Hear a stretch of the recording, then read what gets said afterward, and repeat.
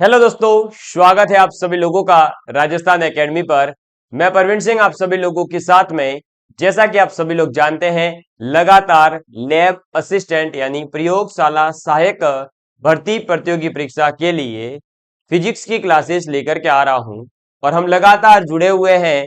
और लगातार जुड़ने के कारण ही, एक कंसिस्टेंसी मेंटेन करने के कारण ही हम जो है हमारे टॉपिकों को भी कंप्लीट करते जा रहे हैं।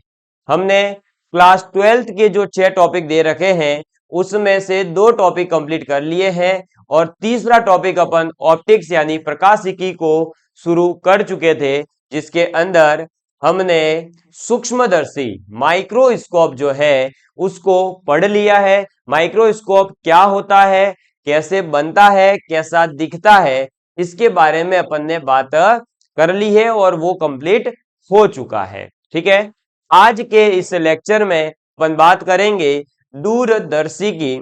और दूरदर्शी को समझने के बाद हम क्वेश्चन प्रैक्टिस भी आज इस सेशन के अंदर करने वाले हैं, क्योंकि दूरदर्शी की थ्योरी केवल 5 मिनट की है। उसके बाद अपन शुरू करेंगे क्वेश्चंस को, जो आपके सूक्ष्मदर्शी और दूरदर्शी के दोनों के क्वेश्चन आज कंप्लीट करने के बाद अपन आगे के टॉपिक को शुरू करेंगे।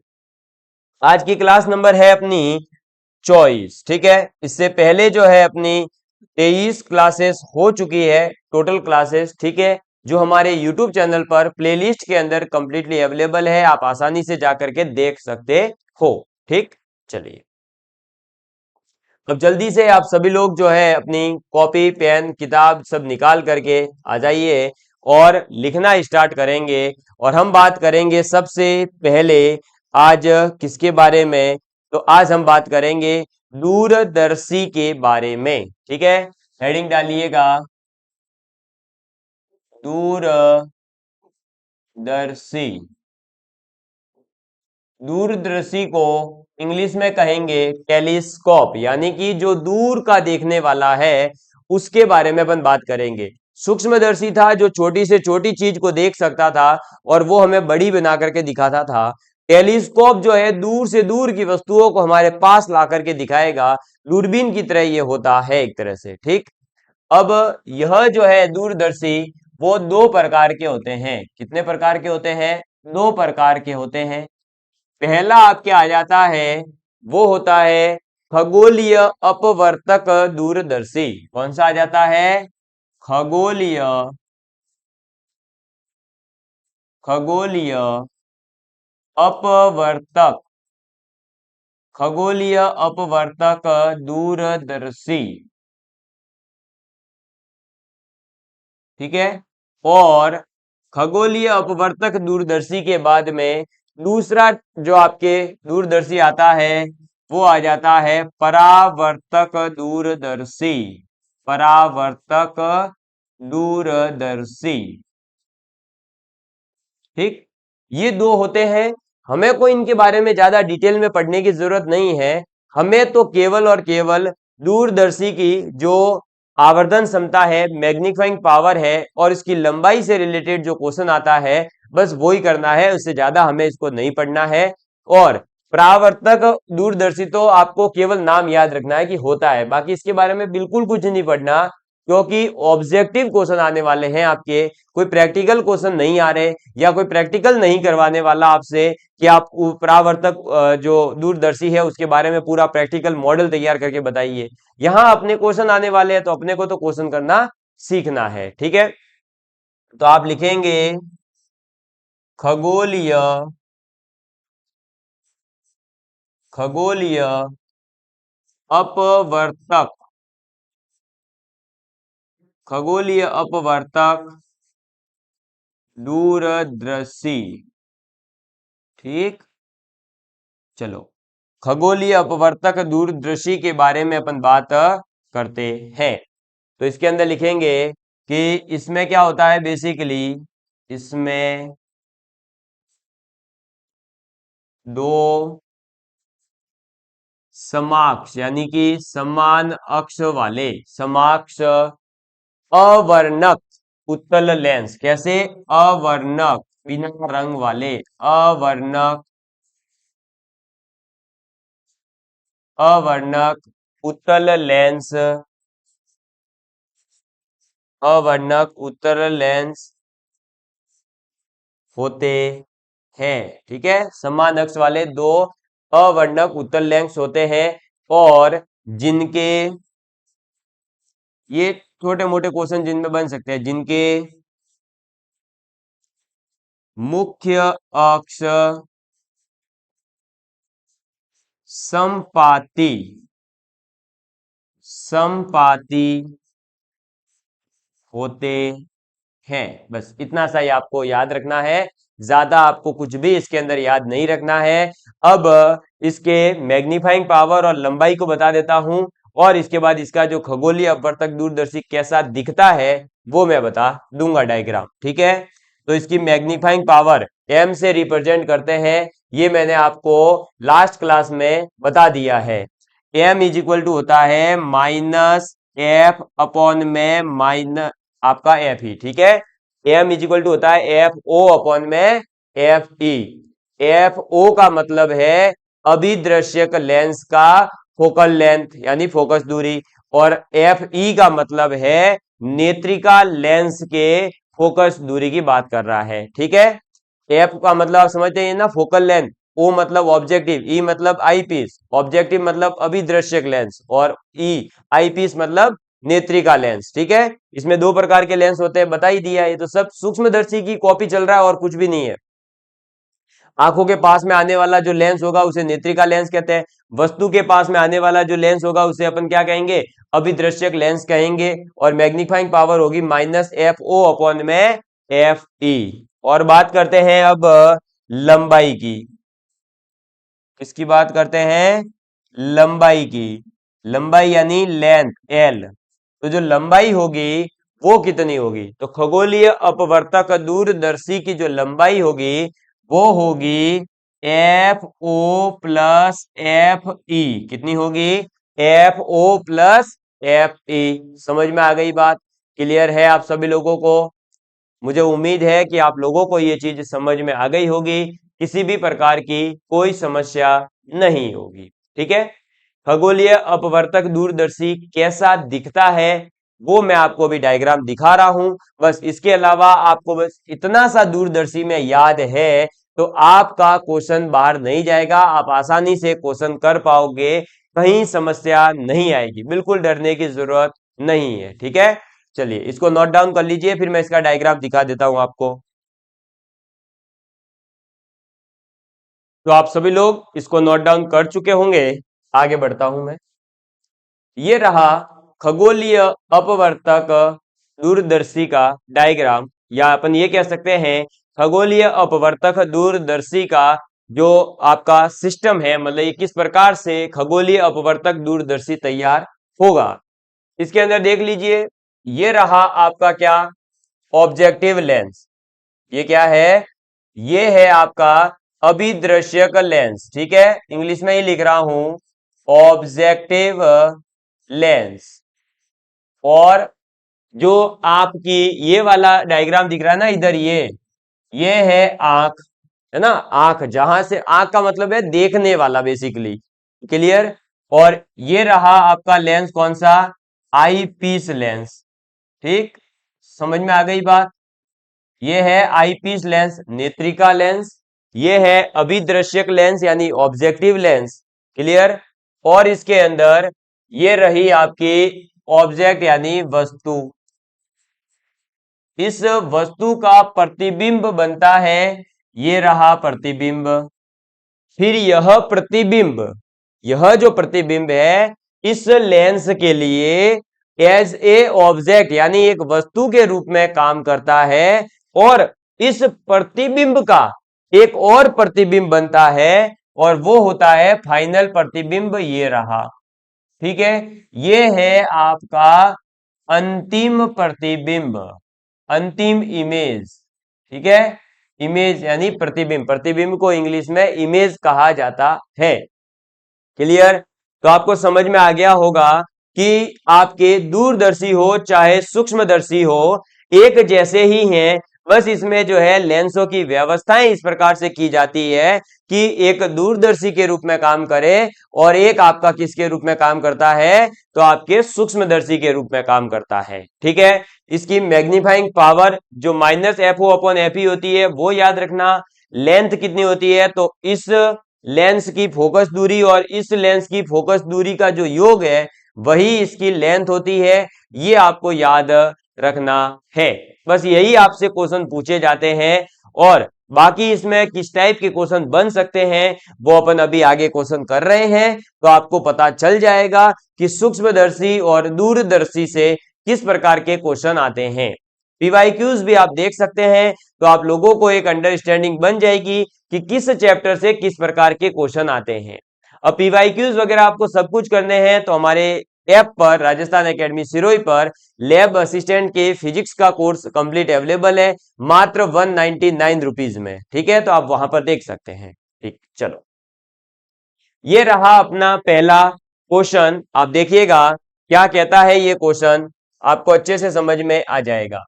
क्वेश्चन कह रहा है कि एक खगोलीय दूरदर्शी, किसकी बात हो रही है, खगोलीय दूरदर्शी की रचना सामान्य समायोजन,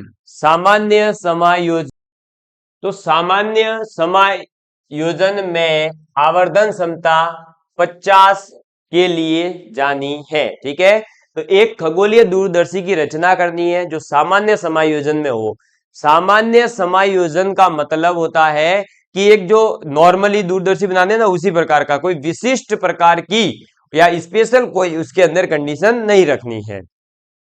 फिर यदि नलिका की लंबाई 102 सेंटीमीटर है, ठीक है, क्या है, नलिका की लंबाई, नलिका का मतलब हो गया कि जो आपका पूरा का पूरा दूरदर्शी है ना उसकी लंबाई, ठीक है, कितनी है, 102 सेंटीमीटर। तो अभिदृश्यक एवं नेत्रिका इन दोनों की समता यानी कि पावर क्या होगी वो आप लोगों को पता लगानी है। ठीक है, समझ में आ गई बात, तो आप लोग इस जो है अब समता को निकालेंगे।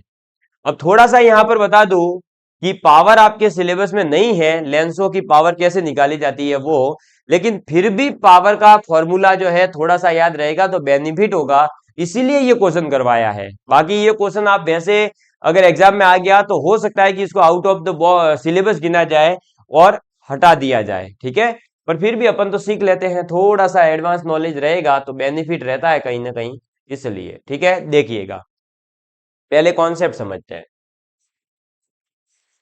पावर यानी कि समता क्या होती है। समता का मतलब होता है कि जो किरणें आ रही है, जो रेज आ रही है, उनको कन्वर्ज यानी कि एक साथ में मिलाने का या फिर उनको डाइवर्ज यानी बहुत फैलाने का कितनी कैपेसिटी है उस लेंस की, उसी को कहा जाता है उसकी पावर। ठीक है, तो किसी भी लेंस के द्वारा किरणों को फैलाने की या एक जगह एकत्रित करने की क्षमता को ही हम क्या कहते हैं, लेंस की क्षमता कहते हैं। क्लियर, इसको जो है अपन मापते हैं डायोप्टर में, इसलिए इसे डी से रिप्रेजेंट किया जाता है। और ये क्या होती है, तो ये होती है power is equal to 1/f, यानी जो फोकल दूरी होती है ना, उस फोकल दूरी का उल्टा जस्ट जो है उसकी क्या होगी, पावर होगी, क्षमता होगी लेंस की। क्लियर, क्लियर है, क्योंकि जितनी ज्यादा फोकस दूरी होगी उतना ही कम उसकी पावर होगी, जितनी ज्यादा पावर होगी उतनी ही ज्यादा क्या, उतनी ही कम क्या होगी, उसकी फोकस दूरी होगी। ठीक है, तो पावर होती है 1/f, बस ये याद रखना आपको, सीधा सीधा फॉर्मूला ही है और कुछ भी नहीं है, पावर कोई बड़ा कॉन्सेप्ट नहीं है, बस यही चीज है, डायोप्टर से रिप्रेजेंट करते हैं, यानी इसका मात्रक जो है वो डायोप्टर है और उसकी जो फॉर्मूला है वो P is equal to 1/f है। अब देखिए इधर खगोलीय दूरदर्शी की बनाना है अपने को, उसकी आवर्धन क्षमता यानी मैग्नीफाइंग पावर कैपिटल M कितना दे रखा है, 50, और लंबाई इसकी कितनी दे रखी है, 102 सेंटीमीटर। क्लियर, तो लंबाई दे रखी है अपने को और इसकी जो आवर्धन क्षमता है वो दे रखी है। हम ये जानते हैं कि दूरदर्शी की जो क्षमता होती है, आवर्धन क्षमता, वो होती है M is equal to FO/FE, यही होता है FO/FE। एम की वैल्यू कितनी है 50, 50 बराबर आ गया एफ ओ अपॉन में एफ ई। तो F O is equal to आ गया 50 F E. Clear, F O is equal to क्या आ गया 50 एफ ई आ गया। अब देखिए एफ ओ की वैल्यू अपने पास आ चुकी है। लंबाई क्या होती है, तो F O plus F E is equal to L. F O की वैल्यू कितनी है 50 F E plus F E बराबर लंबाई कितनी है 102। ठीक है, ये जुड़ करके आ गया 51 F E is equal to 102। F E is equal to कितना आ गया 51 का भाग देंगे तो 2। Clear, F E is equal to कितना आ गया 2 आ गया है अपने पास में। ठीक, एफ ई की वैल्यू 2 है, तो एफ ओ की वैल्यू कितनी हो गई 100 हो गई। ये 100 सेंटीमीटर और ये 2 सेंटीमीटर। एफ ओ और एफ ई दोनों चीज अपने पास में अलग अलग निकल कर आ चुकी है। अब अपन पावर ऑफ आई पीस निकालेंगे, यानी पीई वो कितनी होगी 1/एफ ई होगी, यानी 1/2। 1/2 का मतलब कितना हो गया 0.5 डायोप्टर। ठीक है, और पी ओ वो कितनी हो गई 1/100, यानी 0.01 डायोप्टर। क्लियर, ये रहे दोनों के दोनों आपके पास में क्या आपके कह सकते हैं पावर्स यानी समताएं। अब लेकिन एक मिनट एक मिनट, डायोप्टर तब होता है जब ये मीटर में होते हैं, ये सेंटीमीटर में है, तो इनको हटाना पड़ेगा। एक मिनट, एक मिनट है ना, ये देखिए ये सेंटीमीटर में आया है, सॉरी, तो सेंटीमीटर को मीटर में बदलना पड़ेगा, और सेंटीमीटर को मीटर में बदल एक क्या हो रहा है? सेंटीमीटर को मीटर में बदलने के लिए क्या करते हैं 100 का भाग देते हैं। तो 2 में 100 का भाग देंगे, यानी 1/2/100। ठीक है, तो ये हो जाएगा 50 डायोप्टर। अब होगा डायोप्टर, और ये हो जाएगा 1/100/100, यानी ये आ जाएगा 1 डायोप्टर। ठीक है, तो आपका अभिदृश्यक लेंस जो है, ऑब्जेक्टिव लेंस जो है, उसकी शक्ति या क्षमता कितनी आ जाएगी 1 डायोप्टर। और आपके आईपीस जो होता है नेत्रिका लेंस जो होता है, उसकी क्षमता कितनी आ जाएगी 50 डायोप्टर आ जाएगी। समझ में आ गई बात। ये ध्यान रखना कि जो डायोप्टर मैंने लिखा है ये मीटर में होगी एफ, तभी वैलिड है। एफ किस में होनी चाहिए मीटर में। ये लो मैंने लिख दिया। ठीक, तो डायोप्टर क्या होगा 1/मीटर। क्लियर, ये ध्यान रखना थोड़ा सा। तो इस टाइप का छोटा सा क्वेश्चन आ सकता है। अब ये समझाने के लिए इतना लंबा किया, बाकी बहुत छोटा सा क्वेश्चन है, आप आसानी से इस क्वेश्चन को कर सकते हो। ठीक, चलो आगे बढ़ते हैं। अब ये रहा आपके पास में नेक्स्ट क्वेश्चन। एक सरल सूक्ष्मदर्शी, एक सरल सूक्ष्मदर्शी, अब ध्यान से सुनना, सरल सूक्ष्मदर्शी की बात की गई है। आवर्धन क्षमता 11 है, इससे प्रतिबिंब स्पष्ट दृष्टि की न्यूनतम दूरी पर बनता है। प्रतिबिंब कहां पर बन रहा है स्पष्ट दूरी की सॉरी स्पष्ट दृष्टि की न्यूनतम दूरी पर। हिंदी में भाई साहब बहुत ही अलग चलता है, बाकी इंग्लिश में होता ना तो इतने बार इतने से के लिए क्या लिखते पता है कि image is formed at distinct vision. बस, मतलब ये पूरा क्वेश्चन ही पूरा हो गया यहां तक में। तो image is formed at distinct vision मतलब कि अपने आंखों से, नेक्ड आई से, नंगी आंखों से आप आसानी से देख सकते हो ना। मतलब जो मिनिमम दूरी मैंने बताया था 25 सेंटीमीटर, वो वहां पर अपना प्रतिबिंब बन रहा है। तो इसका मतलब प्रतिबिंब की दूरी कितनी है लेंस से केवल 25 सेंटीमीटर। वी की वैल्यू दे रखी है। इसमें प्रयुक्त लेंस जो है, जो इसमें लेंस है, चाहे वो उत्तल लेंस हो सकता है अवतल लेंस हो सकता है, उसकी आपको क्या निकालनी है फोकस दूरी निकालनी है। क्या निकालनी है फोकस दूरी निकालनी है। देखिएगा अब आगे करते हैं इस क्वेश्चन को सॉल्व अपन। एम इक्वल टू कितना दे रखा है 11। ठीक है, और वी बराबर दे रखा है 25 सेंटीमीटर। ये जो दे रखा है ना, प्रतिबिंब कहां बन रहा है, स्पष्ट दृष्टि की न्यूनतम दूरी वो है 25 सेंटीमीटर। ये मैं आपको बता चुका हूं। और ये भी बताया था कि जब आपके सूक्ष्मदर्शी के अंदर प्रतिबिंब न्यूनतम दूरी पर बन रहा हो तब आवर्धन क्षमता क्या हो जाती है, m इज इक्वल टू हो जाता है 1 प्लस डी अपॉन में एफ। 1 प्लस डी अपॉन में एफ हो जाता है। m की वैल्यू कितनी है 11, 1 प्लस डी की वैल्यू कितनी है 25 और ये f। ठीक है, इसको करेंगे सॉल्व। जैसे ही इसको सॉल्व करेंगे ये माइनस हो जाएगा, तो 10 इज इक्वल टू 25/f। तो f इज इक्वल टू कितना आएगा, 2.5 आ जाएगा, और वो भी किस में आएगा, सेंटीमीटर। ठीक है, क्यों, क्योंकि ये d की वैल्यू 25 सेंटीमीटर है, इसलिए f बराबर कितना आ गया, 2.5 सेंटीमीटर। और यही आपसे पूछा था और कुछ भी नहीं पूछा है। फोकस दूरी ही लेंस की पूछी गई थी, जो आपने आसानी से केवल एक फॉर्मूला यूज करके निकाल ली। और ऐसे क्वेश्चंस आपसे एग्जाम में पूछे जा सकते हैं और पूछे जाएंगे, सीधी सी बात है। आप अपना प्रीवियस ईयर का पेपर उठाकर देख लेना, पता चल जाएगा। नेक्स्ट क्वेश्चन देखिएगा, बहुत ही आसान सा, वापस दूरदर्शी के ऊपर बेस्ड है। ठीक है, देखिए क्या क्वेश्चन है, एक दूरदर्शी की आवर्धन क्षमता 9 है।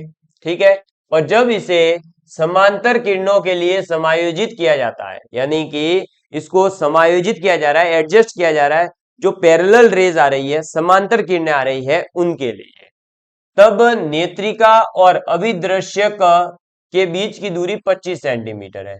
यानी जो अपना नेत्रिका लेंस है और जो अभिदृश्यक लेंस है उनके बीच की दूरी कितनी है, तो इनके बीच की दूरी है आपका कितनी, 20 सेंटीमीटर। और दोनों लेंसों की फोकस दूरियां ज्ञात करनी है, यानी फोकल लेंथ दोनों की ज्ञात करनी है।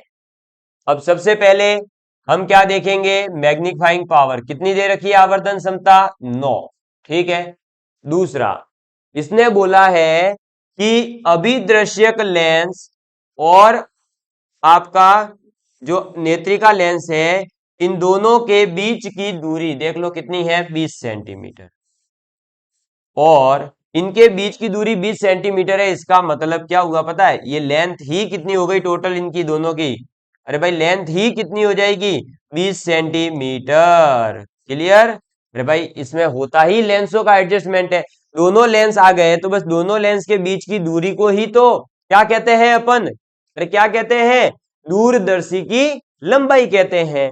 इसका मतलब F O plus F E बराबर कितना दे रखा है, 20 सेंटीमीटर दे रखा है। F O plus F E बराबर 20 सेंटीमीटर आ गया और एम बराबर 9 आ गया। ठीक है, अब हमें यह पता है कि एम इज इक्वल टू क्या होता है, माइनस एफ ओ अपॉन में एम ई, लगा दो, minus F O upon M E, M की वैल्यू कितनी 9, माइनस का एफ ओ अपॉन में एफ ई। तो अगर एफ ओ की वैल्यू देखें तो वो आ गई -9 एफ ई। ठीक है, एक मिनट, -9 एफ ई आ गई, एफ ओ बराबर आ गया -9 एफ ई। समझ में आ गई बात। अब इसको उठाकर इस इक्वेशन में पुट करो, तो देखो एफ ओ कितना है, -9 एफ ई प्लस का एफ ई बराबर में कितना आ गया, 20 सेंटीमीटर। यही आएगा, क्या आ गया अपने पास में, देखो -9 F E plus F E बराबर में 20 सेंटीमीटर। लेकिन अब यहां पर मैं आपको बता दूं कि ये जो माइनस साइन ले रहे हो ना, तो इसको कंसीडर नहीं करते यहां सॉल्व करने में, ये माइनस साइन हटा दिया जाता है। ठीक है ना, तो हम यहां पर इसको हटा देंगे, इसको जोड़ दो, ये कितना हो गया, 10 एफ ई बराबर 20 सेंटीमीटर और एफ ई बराबर आ गया 2 सेंटीमीटर।